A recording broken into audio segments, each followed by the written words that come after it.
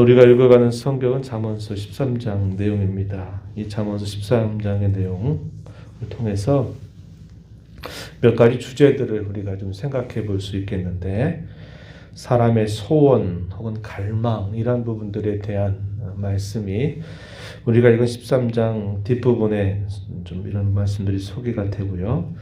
앞부분에서는 재물과 관계된 여러 격언들을 우리에게 전달해 줍니다.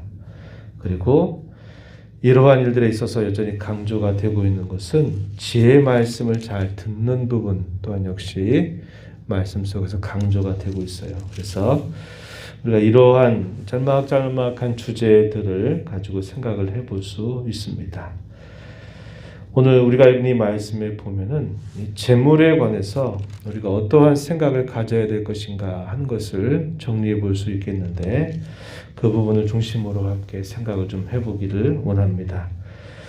재물은 어떤 사람들에게 있어서는 겉으로 볼 때는 가난하게 보이는데 실제적으로는 또 부한 사람이 있고, 또 겉으로 볼 때는 부유하게 보이는데 또 가난해 보이는 사람들이 있다, 이러한 이야기를 해줍니다. 우리가 읽은 말씀 7절 한번 가서 보면은 이렇게 이야기하죠. 스스로 부한 체하여도 아무것도 없는 자가 있고, 스스로 가난한 체하여도 재물이 많은 자가 있다.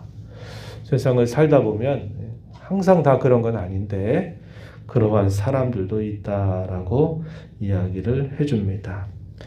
이런 재물이 어떤 사람에게는 자기에게 좋고 유익이 되는 경우도 있는가 하면, 또 어떠한 경우에는 그것이 이 재물 때문에 그에게 있어서 오히려 해가 되는 경우도 있어요. 그 부분에 관한 말씀도 우리가 본문 속에서 살펴볼 수 있겠는데, 8절 한번 가서 보면은 이렇게 말합니다. 사람의 재물이 자기 생명의 속전일 수 있다, 이렇게 말합니다. 우리 갑작스러워 어떤 어려운 일들을 만나거나 사고를 당하거나 또 다급한 일을 만나게 될 때 우리는 이 재물이 대단히 필요하다는 걸 느끼게 됩니다. 그래서 우리가 일상 속에서 늘 아주 가까이 있는 그러한 부분이 되겠죠. 그래서 사람이 가지고 있는 재물이 자기 생명의 속전이 될 수 있다라고 하는 이 말은, 이 재물이 우리가 살아가는 삶 속에서 필요하다라는 것을 우리는 잘 알게 됩니다. 그리고 실제적으로 이러한 부분들이 우리에게 있어서는 중요한 부분이다 하는 것도 우리가 다 알고 있는 사실입니다. 그래서 이러한 재물들이 어떤 문제를 해결하고 우리에게 큰 도움이 되는 경우들이 대부분이에요. 그런데 어떤 경우는 이 재물로 인해서 오히려 문제가 생겨서 이것 때문에 오히려 패망에 가까운 삶으로 살아가는 경우도 있게 된다는 것을 우리는 알게 됩니다. 우리가 읽은 2절의 하반절에 보면은 마음이 괴사한 자는 강포를 당한다, 이렇게 표현하죠. 2절 앞부분과 또 반대되는 대꾸 형식으로 주어지는 말씀이다 하는 걸 보면은 이 강포를 당한다라고 하는 이 말의 의미도 재물의 부정적인 하나의 영향이 될 수도 있다, 이렇게 우리가 이해할 수 있는 표현입니다. 그래서 우리가 살아가다 보면 재물의 도움이 반드시 필요하다는 것을 알지만 오히려 이 재물로 인해서 사람들이 걸려 넘어지게 되고 오히려 패망하게 되는 그런 경우들도 있다는 겁니다. 재물 자체가 죄악되고 부정한 것은 아니다 하는 것은 분명한 사실이죠. 그런데 이러한 일들에 있어서 어떻게 그럼 이런 재물들을 우리가 올바르게 사용하느냐라고 할 때 아주 중요한 열쇠와 같은 그런 표현들이 본문 속에서 주어지는데, 2절 앞부분에 보면 사람은 입의 열매로 인하여 복록을 누린다. 우리가 어제 읽었던 말씀 속에서도 이 표현이 나타났습니다. 자기가 어떤 말을 하느냐 하는 그 말의 결과로 인해서 복록, 복된 삶을 누릴 수 있다, 이렇게 말합니다. 말을 어떻게 하느냐 하는 부분들이 대단히 중요한 사실을 우리에게 전달해 줍니다. 3절에도 보면 입을 지키는 자는 자기 생명을 보존한다. 말을 함부로 하지 않고 자기 하는 말들을 적절하게 잘 절제하고 그 말을 간수할 줄 아는 자, 지키는 자, 그러한 자에게는 그것이 자기 생명을 보존하게 된다. 이렇게 이야기를 해주게 됩니다. 그래서 이러한 재물들을 우리가 항상 생각할 때 우리가 말하는 일에 있어서 어떻게 말을 하느냐 하는 것이 중요하다 하는 겁니다. 그리고 그러한 일에 있어 또 한 가지 중요한 열쇠가 될 수 있는 표현은 뭐냐면 자신이 그에 주어진 그런 기회들을 어떻게 사용을 해야 될까 하는 것이 또 중요하다라는 것을 우리에게 알려주는데요. 우리가 읽은 말씀 가운데 4절에 보면은 이렇게 말합니다. 게으른 자는 마음으로 원하여도 얻지 못하나 부지런한 자의 마음은 풍족함을 얻는다. 이렇게 말합니다. 게으른 자와 부지런한 자를 이렇게 대꾸하면서 표현해 주는데 우리에게 중요한 그런 기회를 어떻게 쓰느냐 했을 때 게으른 자가 되지 말고 부지런한 자가 되어야 한다라는 것을 우리에게 잘 알려줍니다. 뿐만 아니라 그러한 일에 있어서 거짓됨을 항상 버리는 자세를 가질 것을 우리에게 가르쳐 줍니다. 5절 말씀 이어지는 말씀에 보면은 의인은 거짓말을 미워하나 악인은 행위가 흉악하여 부끄러운 데 이른다. 이렇게 말합니다. 거짓을 멀리하는 거죠. 우리가 전에 읽었던 말씀 중에서도 하나님은 속이는 저울을 미워하신다. 그러나 공평한 추를 하나님 기뻐하신다라는 표현을 하신 바가 있어요. 11장 1절 말씀에 그런 말씀을 하셨는데 우리가 이러한 일에 있어서 항상 올바른 일 그리고 거짓을 멀리하는 자세를 가져야 된다. 이것을 이야기해 주고요. 6절 또 말씀에 보면 공의는 행실이 정직한 자를 보호하지만은 악은 죄인을 패망하게 한다. 이렇게 표현합니다.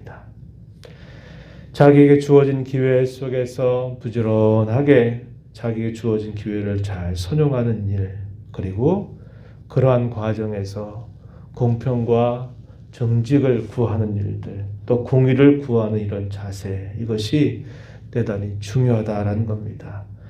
이러한 방법을 따라서 그 재물들을 바르게 잘 사용할 수 있게 되고 그것으로 인해서 자기의 유익이 될 수 있다라는 겁니다. 그러나 이러한 부분들에 있어서 우리가 잘못하게 되면 결국 그 재물이 자기에게 문제를 해결하거나 도움이 되는 게 아니라 자기에게 문제를 일으키게 되는 그런 경우들로 나타날 수 있다는 것을 이야기해주고 있다는 겁니다. 우리가 읽은 9절 말씀에 보면은 그런 말씀을 해요. 의인의 빛은 환하게 빛나지만 악인의 등불은 꺼진다라고 이렇게 말합니다. 이러한 과정에 있어서 아주 중요한 하나의 지침이 있어요. 그게 뭐냐면 빛 가운데서 행하는 일이죠. 그것은 다르게 말하면 하나님의 뜻을 따르는 것이고 그분의 말씀, 지혜의 안내를 따르는 데 있다라는 것을 우리에게 잘 알려줍니다. 11절 가서 보시면은 이렇게 말합니다. 망령되이 얻은 재물은 줄어가고 손으로 모은 것은 늘어간다. 이렇게 표현하죠. 또 13절 이하로부터 계속 강조하고 있는 부분이 뭐냐면 하나님의 말씀의 안내를 따른다라는 겁니다. 의인의 빛이 결국 그에게 좋은 유익을 줄 수 있는 것은 그 빛이 하나님의 말씀에 따라서 따라 살아갈 수 있게 될 때 그러다는 것이죠. 13절에 보면 말씀을 멸시하는 자는 자기에게 패망을 이루고 계명을 두려워하는 자는 상을 받는다. 지혜 있는 자의 교훈은 생명의 셈이니 사망의 그물에서 벗어나게 한다. 이렇게 말합니다. 18절에 가서도 보면 훈계를 저버리는 자에게는 궁핍과 수욕이 이르거니와 경계를 받는 자는 존영을 받는다. 이렇게 말합니다. 그래서 우리가 그러한 모든 재물들을 사용하는 일에 있어서 아주 중요한 기준은 하나님의 말씀을 따르는 것이고 그분의 안내를 따르는 데 있다라는 것을 우리가 알게 됩니다. 그렇게 될 때 어떠한 일들이 우리에게 주어지게 될까? 21절 가면은 재앙은 죄인을 따르지만 선한 보응은 의인에게 이르게 되고 선인은 그 산업을 찾아 순순하게 끼쳐도 죄인의 재물은 의인을 위해서 쌓이게 된다. 이렇게 말해서 그가 얻는 그 재물이 대대 순손에게 좋은 유익을 끼치게 될 수 있다라고 이렇게 말해 주는 겁니다.